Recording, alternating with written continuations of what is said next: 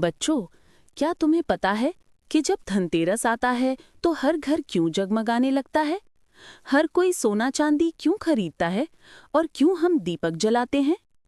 तुमने जरूर देखा होगा, धनतेरस पर मम्मी पापा बाजार से दिए, बर्तन या गहने लाते हैं।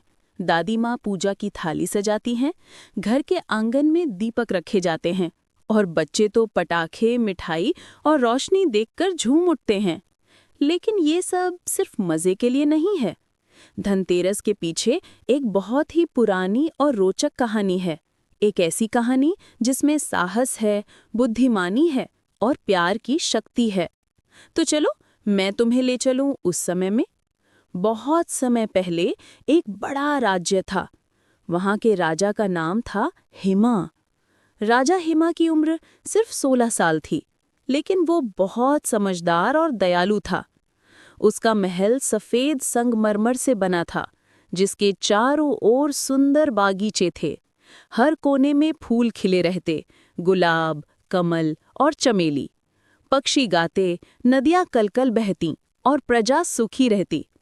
राजा हिमा को लोग बहुत प्यार करते थे, क्योंकि वो कभी किसी पर अन्याय नहीं करता था। वो गरीबों की मदद करता, बच्चों से हंसकर बातें करता और सैनिकों के साथ भी दोस्ती निभाता। एक दिन पूरे राज्य में खुशी की लहर दौड़ गई, क्योंकि राजा हिमा की शादी होने वाली थी।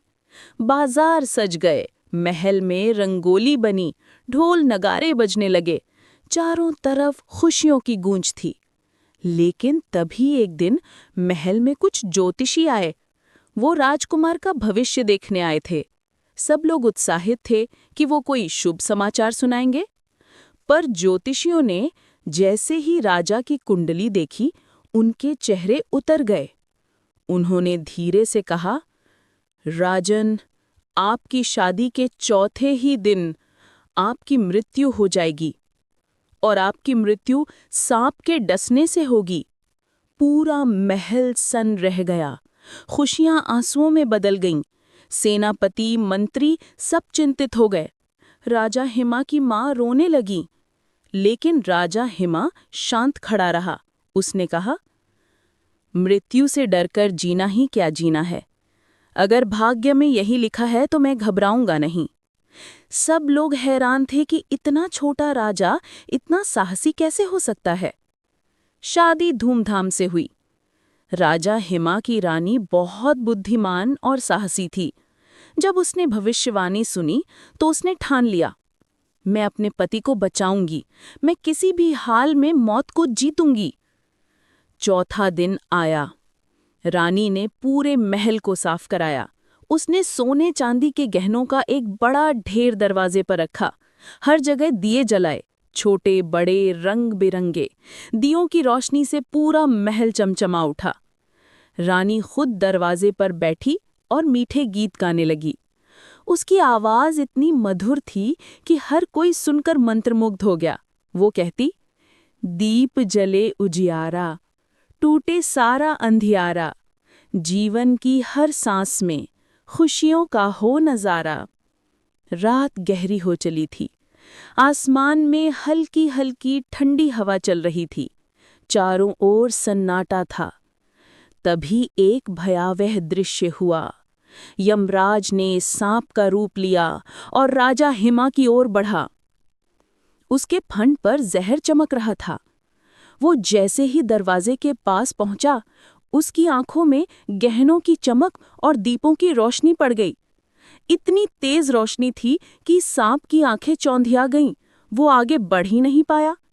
उधर रानी मधुर गीत गा रही थी। उसकी आवाज सुनकर सांप रुक गया। उसके मन में सवाल उठा कि ये कैसी स्त्री है जो अंधकार में भी प्रकाश फैला रही है।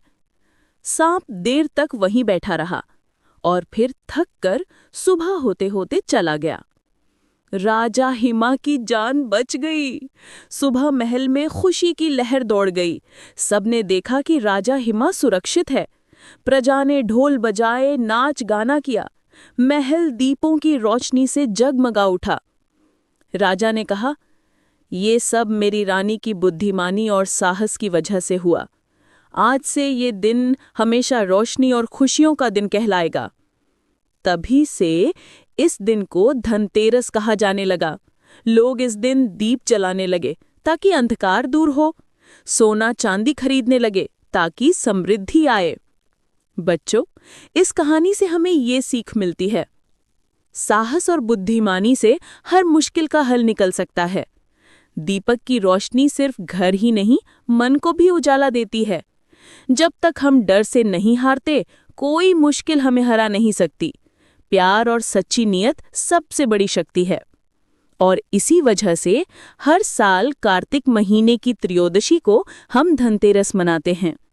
इस दिन दीप जलाना, गहने खरीदना और पूजा करना सब उसी साहसी रानी और राजा हिमा की कहानी की याद दिलाता है। तो बच्चों, जब भी तुम दीप जलाओ, ये मत भूलना कि ये सिर्फ रोशनी नहीं है, ये हिम्मत, उम्मीद और उजाले का प्रतीक है।